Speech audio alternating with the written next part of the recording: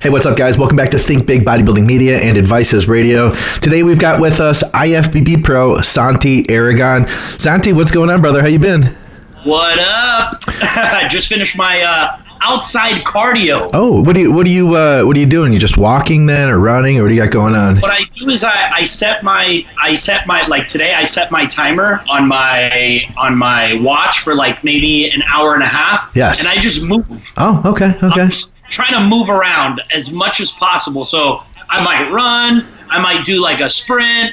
I might go. I'm right next to the American Airlines arena. Okay. So I could go up the stairs, down the stairs, up the stairs. Oh, nice. So it kind of takes me back to like the conditioning workouts that I did when I used to play hockey before bodybuilding. Hell yeah! It's like, it sounds very Rocky-esque to me. Only nice weather. You got nice weather there. Man, so so where are we now? We finished the Arnold Classic, happened a few weeks ago.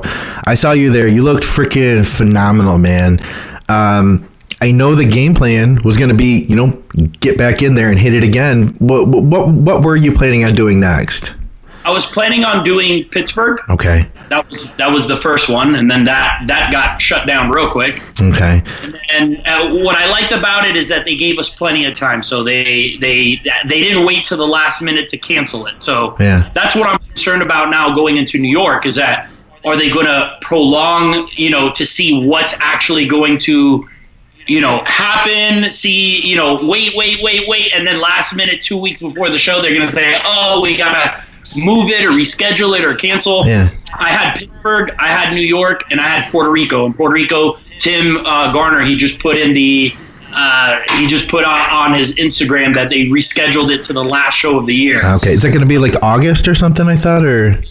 Yep. Okay. So they changed, as you would know, they changed like some of the rules, as far as they had a last show already planned that could qualify you for the Olympia, but that's thrown out right now. Yeah. And they're just kind of now winging it, Right. The concern that I have, and I had this conversation with my trainer Carlos, is all these shows now that are being canceled. How are they going to fill up the Olympia stage? Yeah, it's going to be an interesting Olympia. That's for sure, man. I mean, how are they going to fill up the Olympia stage? If you let's just say hypothetically, you have 8 shows confirmed in the U.S. right now that so far have not been canceled. Yeah. That's only 8 people, and then you have to consider that somebody is not going to win a show twice. Right. So what the hell are they going to do? Yeah, it's going to be, I think there's been like this call for dialing things back to an extent, and I've heard it in like the last 5 years, saying like, oh, we need to just have the best of the best. And just because it's going to be potentially a smaller show this year, I don't necessarily know if that's going to be better. This is a mess, man. And I feel like overall, for a guy like yourself, I understand what it's like to be prepping. I saw you there at the Arnold. You look fantastic. Did you end up, you got first call out. So was it 6th place did you end up? 6, yeah. Okay. And that's fantastic, man. We're looking at, that is one of the best stages in the world. Okay. You had previously competed in 212. You moved into the classic division.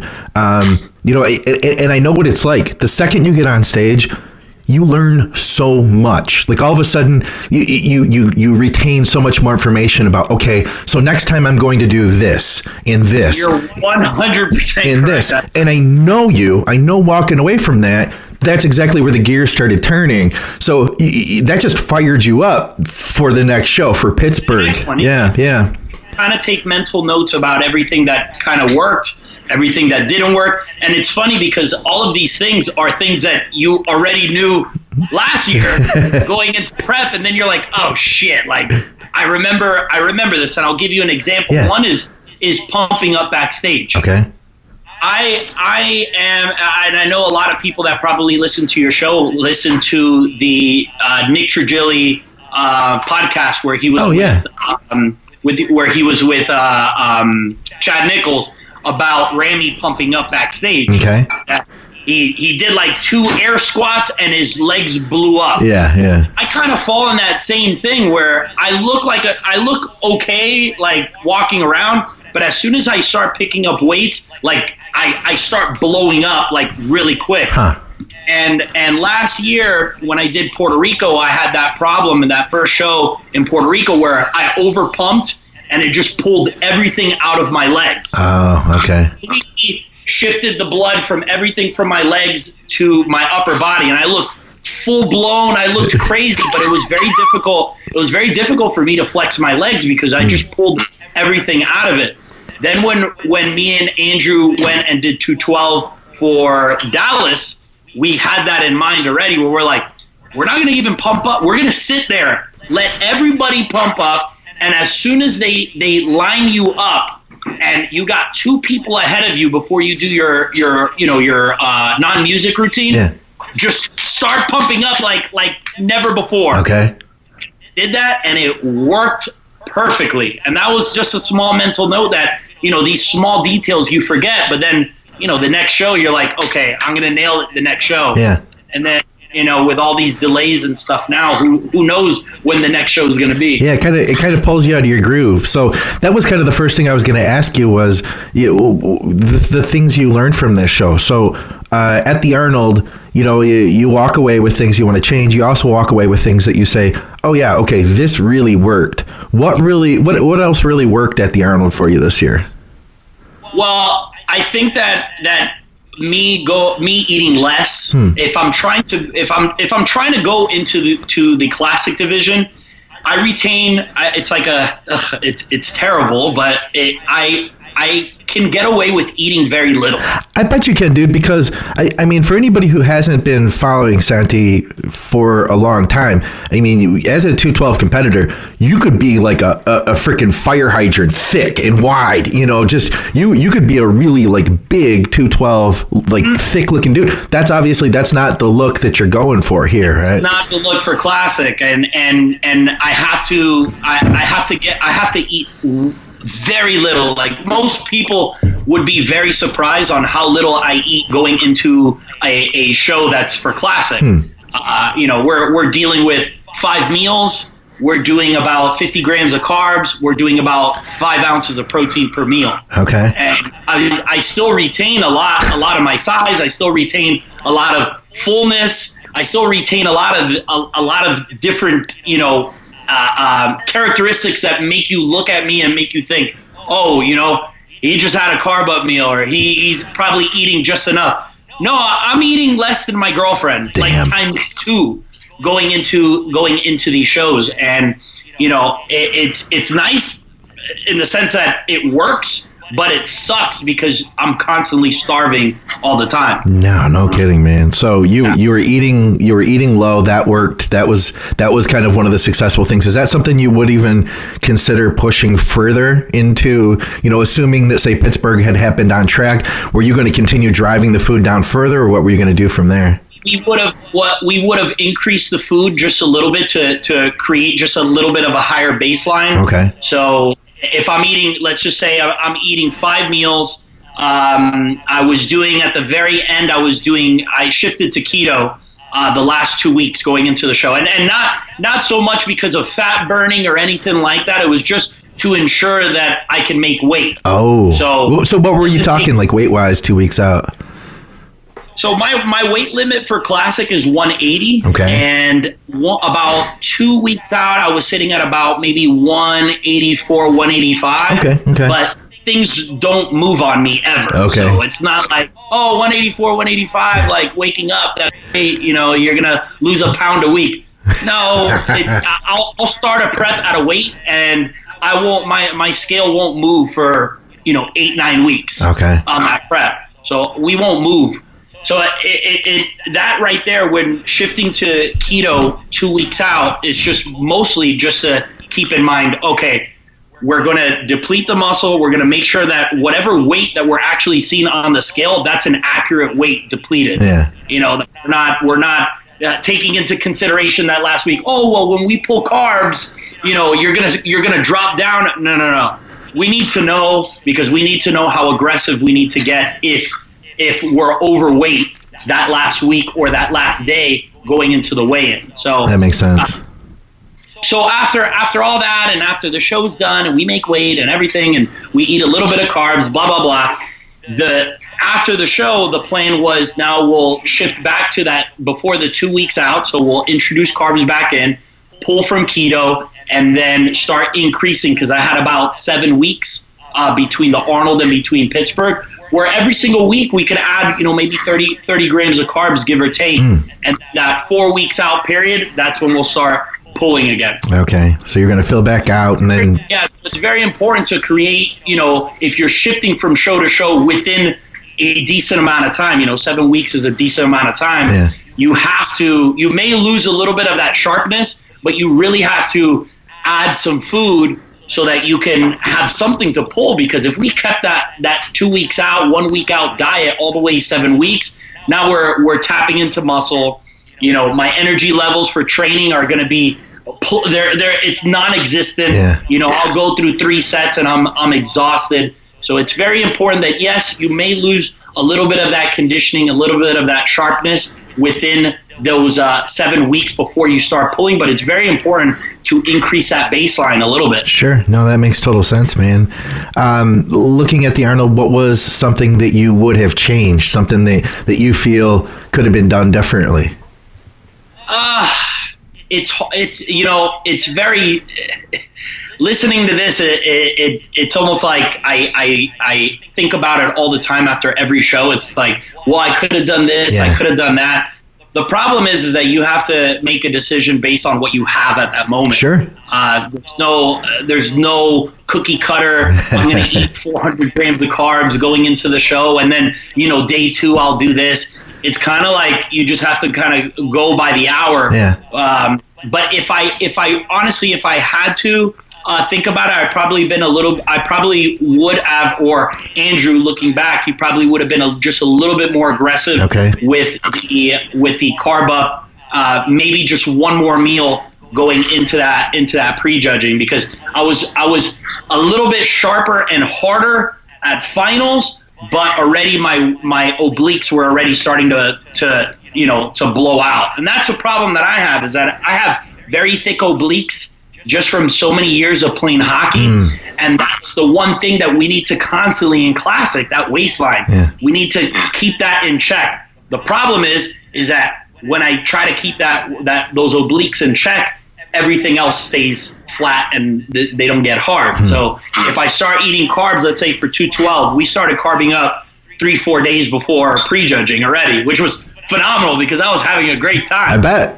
Those obliques, even if they get blown out just a little bit, you have to kind of have to balance it out. It's like, okay, your obliques are going to be just slightly blown out a little bit, but everything else is going to be hard as shit. Your legs are going to be hard, your back's going to be hard, you're going to be full. So it kind of doesn't really matter because everybody kind of has that thick midsection in 212.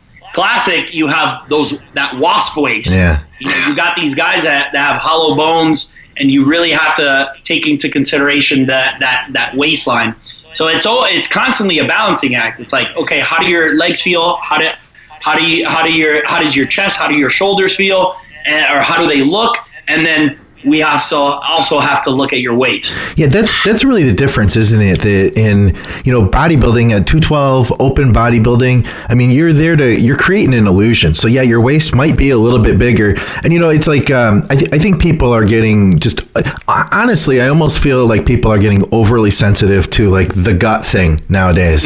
That if you're gonna be a guy like William Bonek, I would not say he has a gut by any mean, but if you look at his midsection, it is going to be sticking out some, compared to like a classic guy, but he's got that balance, man, where like up top, he's just so round, so freaky full. Proportionately, it's really not an issue whatsoever. No, it isn't. And especially the way that he poses, he'll never do a front double bicep, straight on. He kind of does what I do, where we'll tilt ourselves in a way to kind of just streamline that waist. It's tough. It doesn't look as good on me on a classic stage because I'm dealing with guys that have 26-inch waists. Yeah. But if I'm on a 212 stage hitting that same pose, doing a vacuum, and especially with the taper of the posing trunks as well. That really helps the way that the posing trunks look but in bodybuilding versus classic. That really just makes it, again, the illusion that your waist is that much smaller. Huh. And you're saying so what, you get more of that V cut, longer legs type look versus the longer legs, the part that sits on your waist, it's much slimmer. Yeah. You can lift it up so that it creates that illusion that your legs are longer. I have a long torso versus my stumpy legs, almost like a Lee Priest. Yeah. So if you watch Lee Priest, when he used to hit his poses, especially his front lat spread, he actually used to grab his posing trunks. Oh yeah. He would grab his posing trunks and lift them up to make his legs actually look longer. Yeah. And that actually helped. So whoever's listening to this, go on YouTube and watch Lee Priest pose, especially when he does his front lat spread and his rear lat spread. He'll actually grab his posing trunks and lift them up. You're a guy who you've loved posing. As long as I've known of you, you've always been a guy who's been kind of like really a student of the art of posing. Man, first of all, your routine was fantastic, and even like the 1 minute routine that you guys did, or is it 1 minute in the morning at prejudging? It's like a 6-second non-music. Yeah, I mean, even that was fantastic, man. How often do you practice your posing? I should be practicing more. I don't practice enough. Unfortunately, I guess I fell into that mindset where, it gets closer and I'm pretty good at it already. But it's not even being good at it; it's being conditioned. Yeah, it's being conditioned at it, and I think that's another thing going into the next show is that I'll be more conditioned in posing. Not so much that I have to practice my posing itself. It's just holding the poses, making sure that I'm breathing correctly, and looking back at videos of the Arnold, I can pick up these things and, take mental notes that, once I hit this pose, I need to do this, I need to do that, and just kind of correct those things. But back when I was an amateur, and especially going into nationals, when I got my pro card, man, I'd wake up every single morning, starting 7 weeks out. I'd wake up every single morning, and the first thing that I would do when I would take my first piss in the morning is I'd get in front of my mirror in my bathroom, and I'll start with every single pose, and I'll hold it for 5 seconds. And I was still living at home at this time, so my dad he's always up super early, and he's super into all this bodybuilding stuff. He has no background in bodybuilding whatsoever. Yeah. But he would call out the poses for me. Oh, that's cool, man. He would call out the poses for me, and then we would hold every pose for 5 seconds, and we would do that for a week. And then the following week, we would add another 2-3 seconds to it, and then 2-3 seconds. And every single week, by the time I was done, I was holding poses for 30 seconds. Damn. Every single pose. So it's all about the conditioning part, not so much the conditioning part versus the actually hitting the pose. Yeah, you don't realize it's funny because anytime I've ever worked with somebody who's a new guy, he doesn't know what it's like. I feel like no matter what, you're in for a surprise as to how much work it takes when you're actually on stage. Even if they move fast, man, if they compare you to somebody, they ask you to hold that pose, being able to control your stomach, being able to stay tight, not shake, man, that takes a ton of effort. And that's what you mean by conditioning.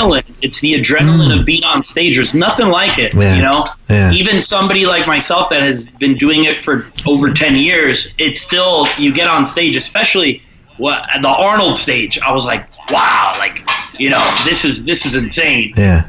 It doesn't get old. So that adrenaline rush, you try to stay as calm as possible, but you're still gonna get those butterflies, dude. Yeah. And speaking of the Arnold, man, their setup is just so cool. I have to say, I'm so impressed with the whole production that they put together and all that. It is really a cool experience, man. I could only imagine standing on that stage.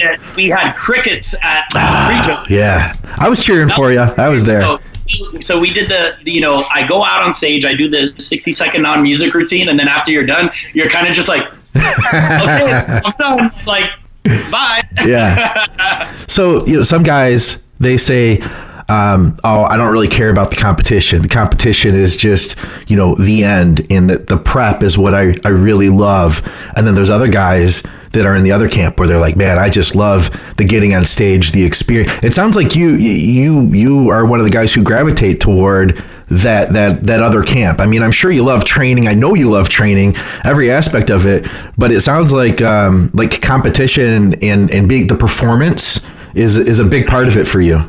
I do. I constantly am always thinking, and I know me and Terrence were talking about this backstage.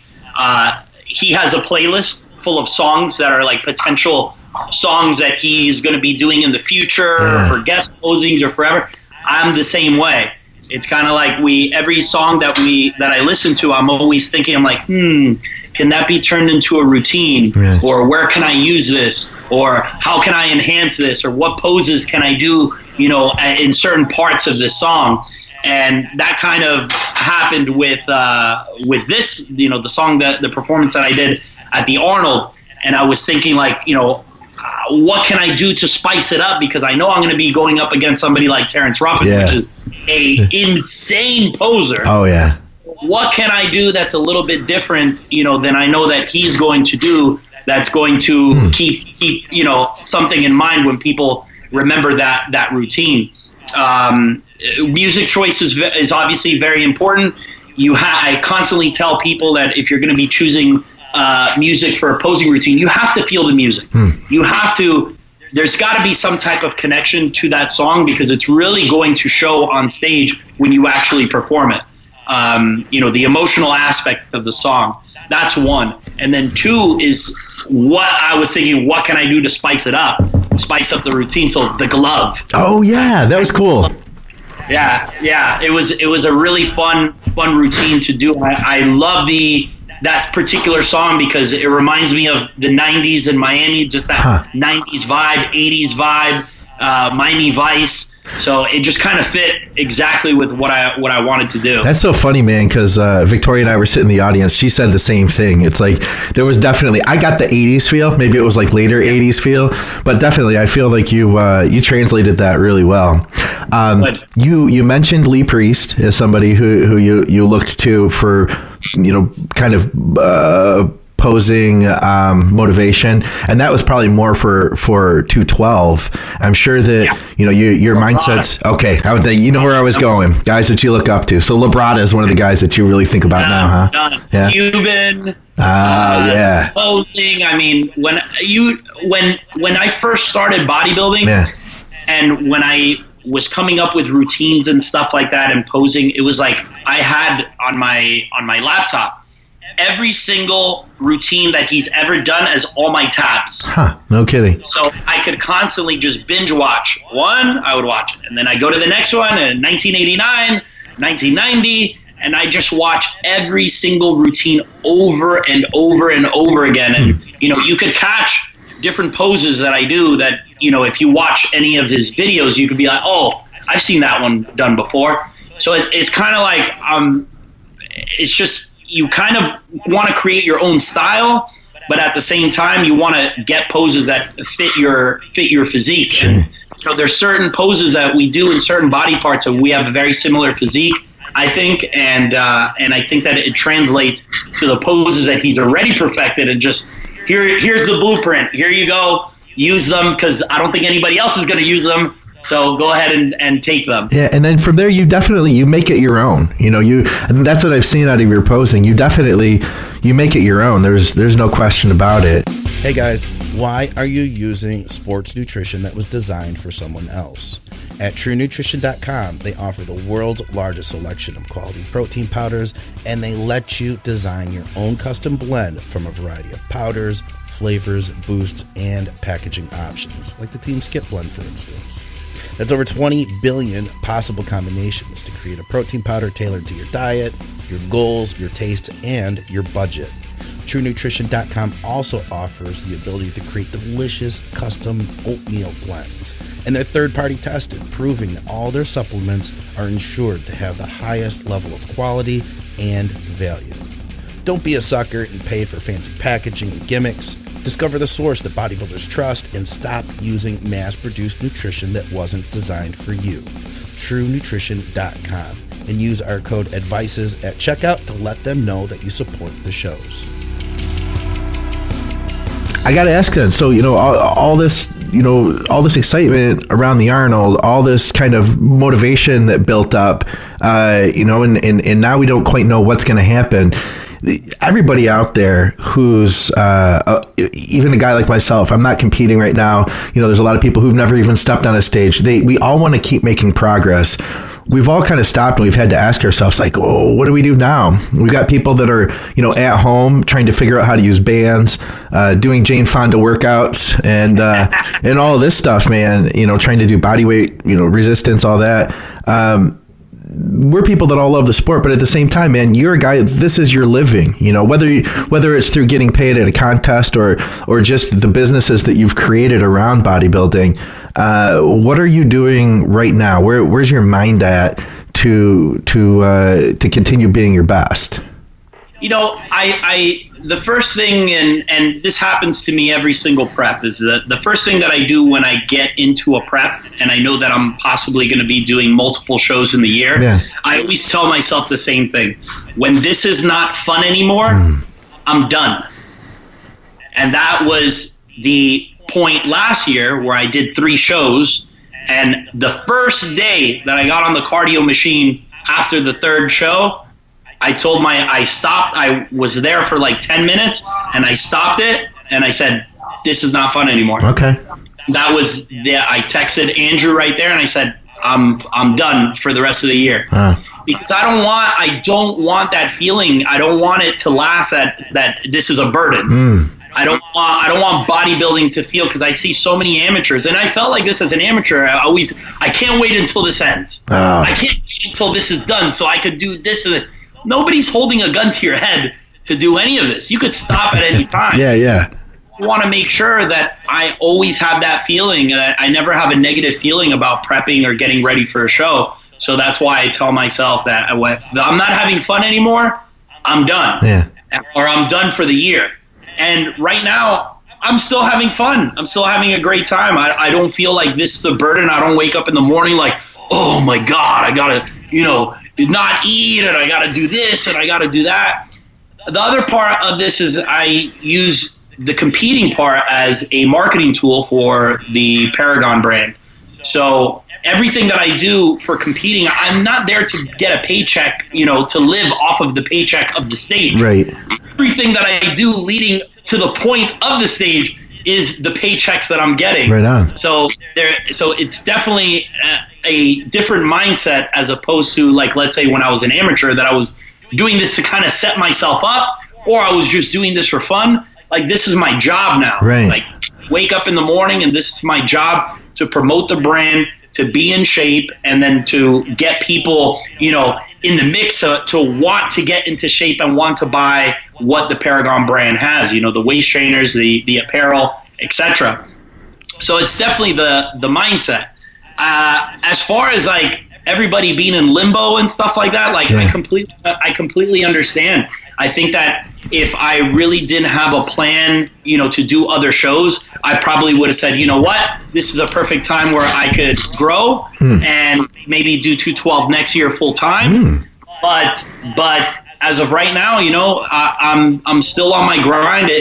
I feel good. I feel good about the amount of food that I'm eating right now, the amount of activity that I'm doing right now. And as long as I'm in shape, business is usually pretty good. Okay. That's fine. So you're having fun with it. I think that is such a good message. That's key. I mean, at the same time, you've got added stresses now. Everything that's going on with the pandemic, it's not easy, man. How are you able to continue training and in getting all the foods in that you need too?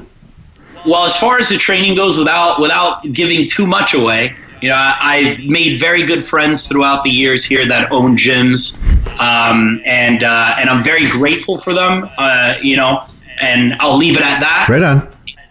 But as far as the food goes, and I did, it's funny because yesterday I Muscle and Strength, which is a very, very popular YouTube page where they do, videos of eating and stuff like that. Yeah. They were supposed to fly out the week after the Arnold so that we can do some work for the supplement company Rise that I'm sponsored by.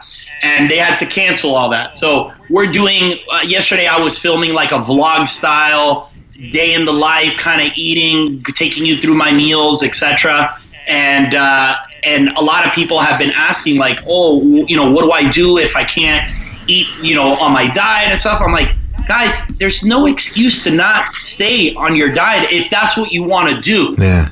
Because nobody's forcing you to stay on a diet. You got to do it because you want to do it. And you'll find a way to do it. So, for instance, the first week or two that the pandemic was going on, there was no eggs. Yeah. Eggs didn't exist at the grocery store. But I have plenty of protein powder to substitute the eggs with. Like, it's not rocket science. Yeah. You know, if I'm having oats with my eggs, then I'm having protein powder with my oats. Yeah. It's not rocket science. Another thing, you know, like if like, for instance, they didn't have oats or they didn't have the Gerber, which I love, which they didn't have Gerber cream of rice for some time, and they didn't have oatmeal. No big deal. I use rice. You know, I could use sweet potato, which these things maybe aren't on my usual diet, but in a time like this, you just substitute it. Use damn Google to convert your macros, you know? Convert your macros. It's not rocket science. Use rice cakes. Use tuna packets. Use, you know, there's so many things that you can do to substitute so that you can stay on track and stay on plan. So anytime that I heard anybody in my Q&As talk about an excuse, I'm like, you're coming up with an excuse because you don't want to do it. Because if you wanted to do it, you would find a way. Yeah. Like cardio. Oh, I can't. The gym is closed. I can't. I was doing cardio. You could do cardio if you have an apartment building. Just go up and down the stairs. You know, go outside. If your cardio is 40 minutes long that you have to do, set your timer for an hour, hour and a half, and go walk or jog. Maybe you can't do the Stairmaster, but you could definitely burn the same amount of calories that you were doing on the stairs, doing other forms of cardio. So again, I don't see that. I don't see an excuse on any of that. Now, weight training wise, that's a little bit tougher because, you know, people aren't going to have access to weights, and, you know, there is a plethora of videos floating on Instagram of home workouts that if you don't know what to do, just look on Instagram. Everybody's doing videos on home workouts. So you could do home workouts, you could do the bands, you could do any of that. You won't lose a ton of size on this. You'll lose volume, muscle volume, but as far as muscle wasting, as long as you're not stuffing your face with Pop-Tarts and peanut butter and all this stuff, you should be fine. As soon as the gym opens, all that comes back really fast. Hell yeah. I think that's a good point, man. And I like what you're saying, because if you freaking love it, it's not gonna stop you, really. I feel like for me, the issue I had was I had some specific challenges and that I was trying to do, you know, like I was trying to dumbbell press X amount of pounds, and I couldn't do that anymore. You know what I mean? But I redefined my challenges, and after I did that, then I could still have fun with it. It's I guess for me, it was about finding some new challenges, and I think that's what everybody has to do, really. You have to adapt to where we are very good at adapting as human beings, you know, whether it's through a pandemic, whether it's through, you know, government regulations on certain things, we always find a way to figure it out somehow. We figure it out somehow. And it sounds like you're that as a bodybuilder. You know, some bodybuilders, they can't adapt because, especially the younger guys, they don't understand, well, yeah, you could switch out that, you know, oatmeal for rice or whatever. You've been doing this long enough, and it sounds like you love it enough that you have been able to be adaptive. I guess to me, almost like that's the sign of a successful person, is somebody who can make those changes. Well, you have to, because, you know, in a perfect world, everything is the way exactly that you want it to be. Yeah. Like, I'll give you an example. Was it yesterday or the day before? The day before yesterday. Had my day planned, had everything good to go. I was going to go to the gym. They were, you know, I was going to go train, blah, blah, blah. I just go outside, blew a tire. Boom. My whole day's done. Yeah. You know, at that point. but you have to adapt, you know? I'm like, shit, like now how am I going to do cardio? How am I going to do this? How am I going to do that? Very simple. I had the tow truck pick up my car. They took it to the Tire Kingdom. They said, oh, it'll be done in like an hour and a half. Great. I'm going to use that time to do cardio. I'm just going to walk. Yeah. I'm going to, instead of me sitting in the waiting room, sitting there, I'm going to use this time to be active and walk. Walked over to Home Depot. It was like a mile and a half away. Picked up what I needed to do. Walked back. By the time it was already ready to go, and I finished my cardio for the day. Hell Boom. yeah. So it's like you have to, you can't put everything on paper and expect that everything's going to turn out perfectly, but you have to be able to adapt. Yeah. And that's a perfect example of how you adapt with certain things and still get your fitness in while, you know, going through whatever it is that you weren't planning. Yeah, I think something I'm thinking about, I want to point out too is, you know, there's always the mindset that people could have looking at you, Santi, and be like, well, it's easier for him because he's a pro. He's got all these things, you know, available. But honestly, and I won't lie, you know, early on I had thoughts like that in my life. But the reality is the reason that he's a pro is because he was able to ensure that he was going to be able to have these things at hand, that you were going to be able to adapt. Mm-hmm. You know, people who have like supplement contracts, like when Muscle Tech was huge, that's when I remember thinking like, oh man, these guys don't have to train. They just sit at home and live the life and train when they don't have to work. You know, they just sit at home and train, live the life, and, you know, Muscle Tech pays them. But the reality is they work their asses off to get to the point where they could do that, you know? Uh-huh. So, and don't get me wrong, some of them did do that. Those are the ones that are not successful right now. Ooh, that's a good point, man. That's a good point. Yeah. I mean, those are the ones that didn't set themselves up for the future and just kind of, you know, allowed whatever came in to come in at that time and think that this is going to be forever. Yeah. Which in fitness, when you have a contract, as you would know, it's never forever. Yeah. And, you know, I was with Muscle Tech for 4 years. Really? That was my first contract as a pro. Was that like a full contract deal? Did you have to work or anything? Full-fledged contract for 4 years. Wow. And how did you handle that? Like mentally, did you decide like, hey, I'm going to quit working and stay at home, or what did you do? Oh no, I had a cell phone business at the time that I did cell phone repairs, and it was very successful too. So I had two means of income coming in at that time, which was phenomenal. It was great money at that time. Now I was very young, and stupid. Very young and stupid.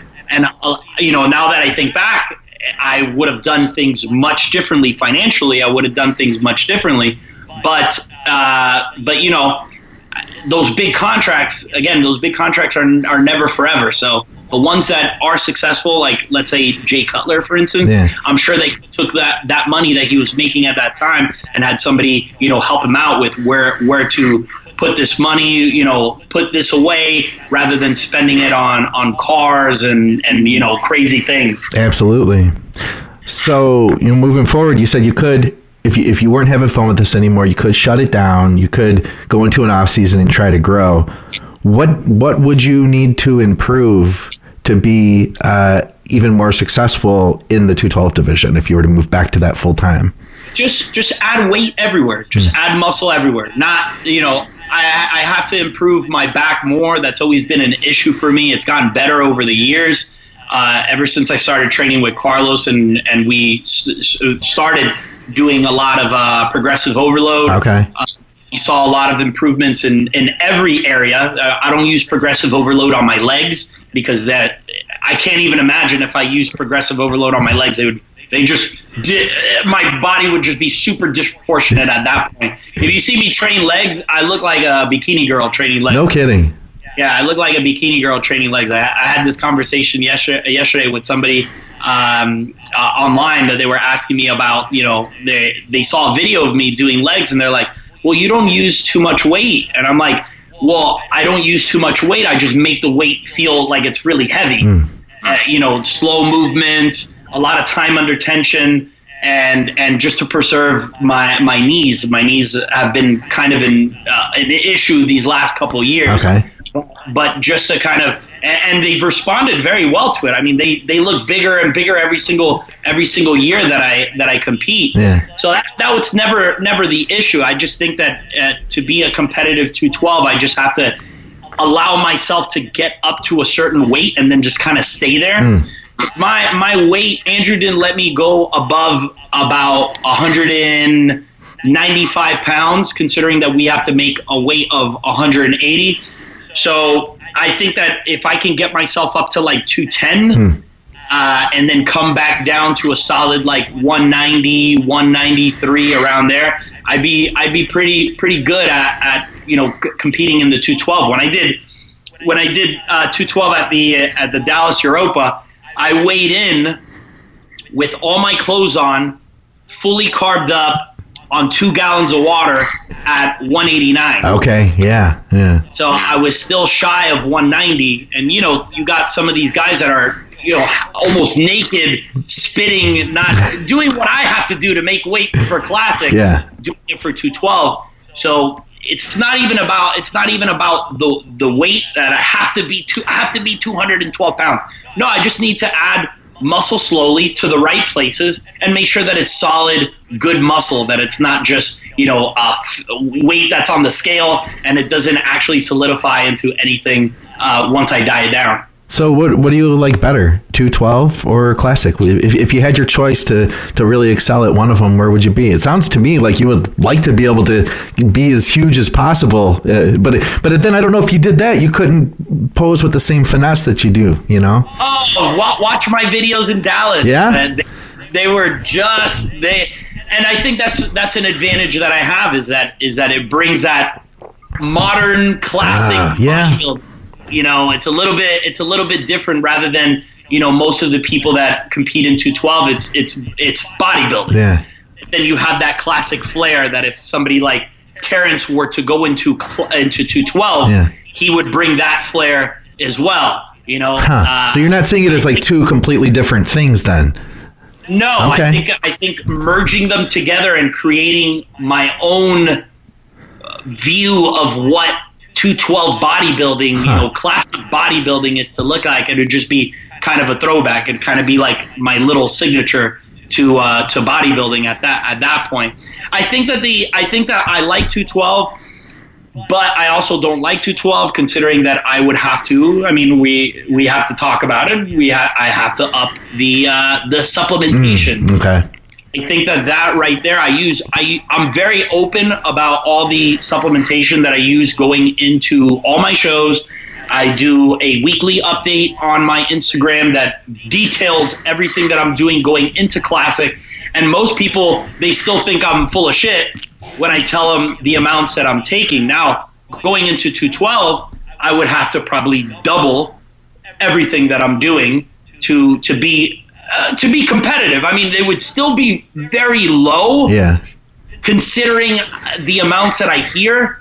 But still, I think that's the only thing that's been holding me back from doing 212. Okay, can you give us an idea then? Like, what are we talking for the Arnold Classic prep? So for the Arnold Classic prep, I had to pull tests about 4 weeks out. Okay, so all together, Test was out 4 weeks out, and again, that was just to ensure that we have an accurate reading of my weight. So that was the sole purpose, and I didn't really lose that much fullness or anything like that. So test has never been an issue with me. If I'm doing 212, obviously we would leave it in, as long as we can. Sure. But for Classic, we cut that out. So before we cut it, we were running about only 200 milligrams of TRT dose of test. So that was prop. Trend ranges anywhere between 150 and 300 per week. Oral Winnie was at 50 until 4 weeks out. We bumped it up to 100. Proviron at 4 weeks out, we were at 50 milligrams. I didn't take any AIs once the test was out. We had a buffer period of about 1 week before we pulled the Aromacin. Oh, no kidding. So there was no Letro, there was no Aromacin, there was no nothing. leading into the Arnold. No T3. Clen was at 80 micrograms. And what else? Am I missing any? Oh, Halo 14 days at 20 milligrams. How beneficial do you feel like Halo is? It takes my physique to the next level. Does it? Okay. Yeah, it really makes me look like concrete. Yeah. At last week. Yeah, so, I mean, overall, it's not a beginner cycle, but we're talking first call out at the Arnold Classic, one of the best shows in the world. It's not a beginner cycle, but I also, if I look at a cycle like that, I wouldn't say this is an Arnold Classic, top 6 cycle either. No, of course not. Especially, 200 tests. So you're a guy who prefers lower test in general, would you say? Is that what, I know you said you would use more, but are you a guy who is more of like a use moderate to lower test along with like another anabolic or androgenic type thing? So I'll run. So after I'm done competing and there's no more shows, I run TRT the entire way. I don't come off. I've tried in the past to come off, and it's taken me so long for my body to bounce back. Sure. That it's just mentally I couldn't handle it. Yeah. Not visually. It wasn't anything visual. It was just hormonally. Yeah. I couldn't handle my test levels being so low. Sure. We're talking about low like 50. Yeah.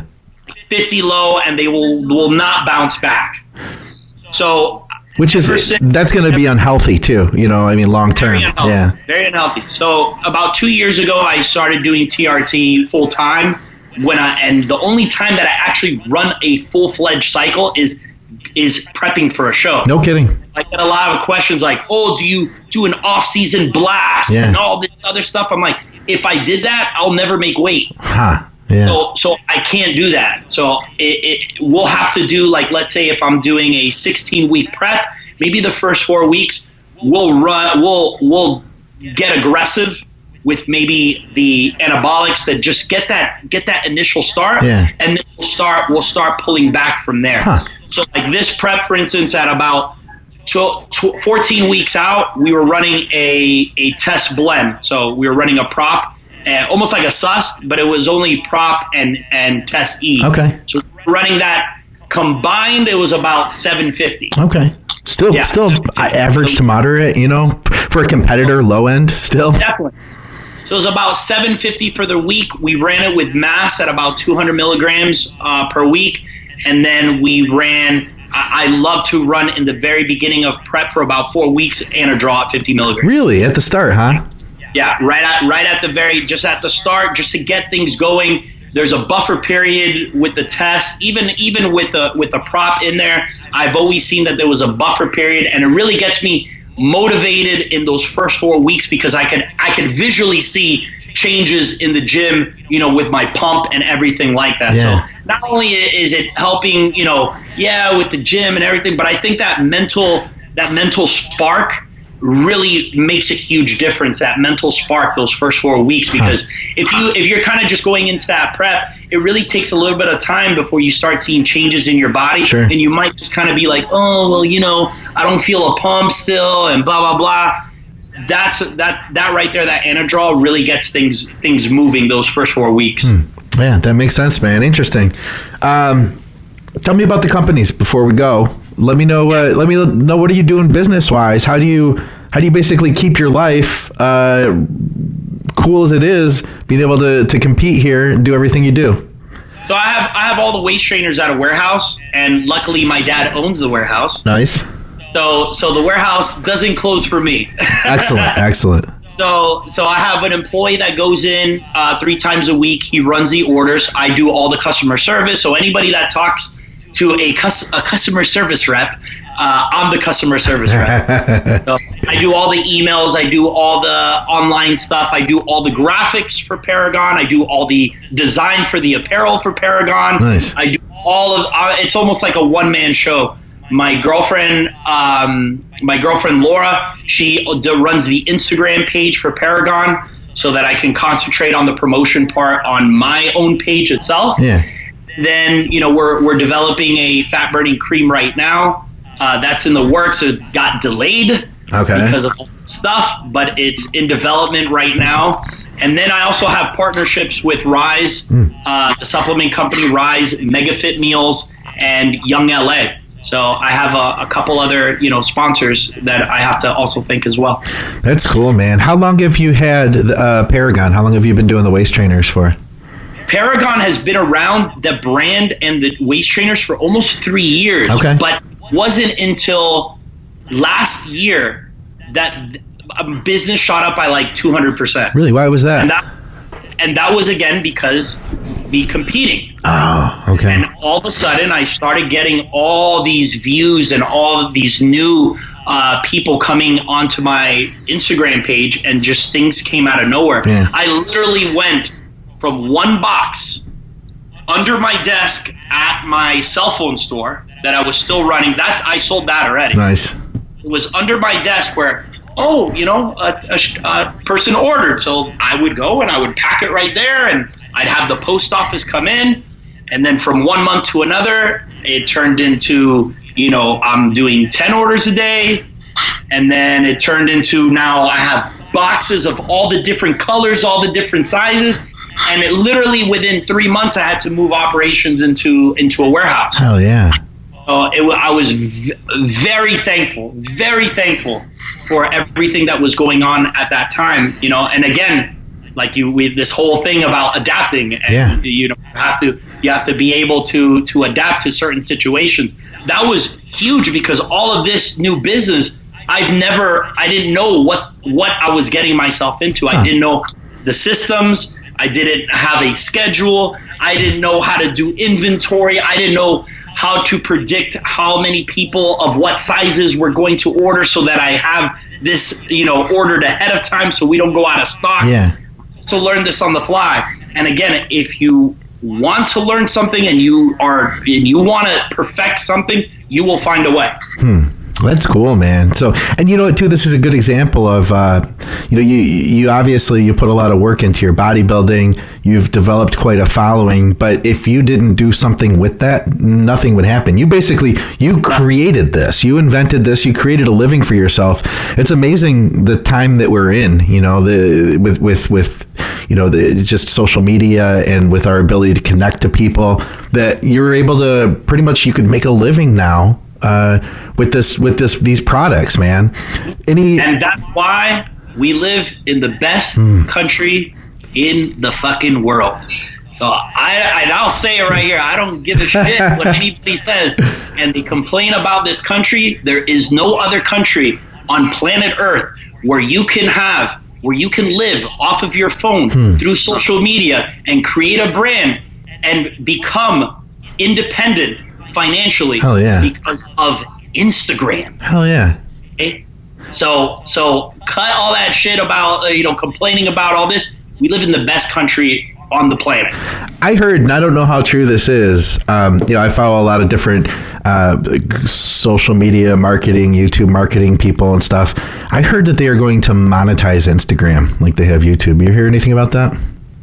I haven't, and if they do, phenomenal. Absolutely. More people are going to be making a shit ton more money. I totally agree, man. All right. Anything else we should talk about before we go here? I'll have all your information, by the way, in the show notes, in the YouTube description. Anybody who wants to reach out to Santi, anybody who wants to check out Paragon or his other affiliate companies, you go down to the show notes. But anything else we're missing here, brother?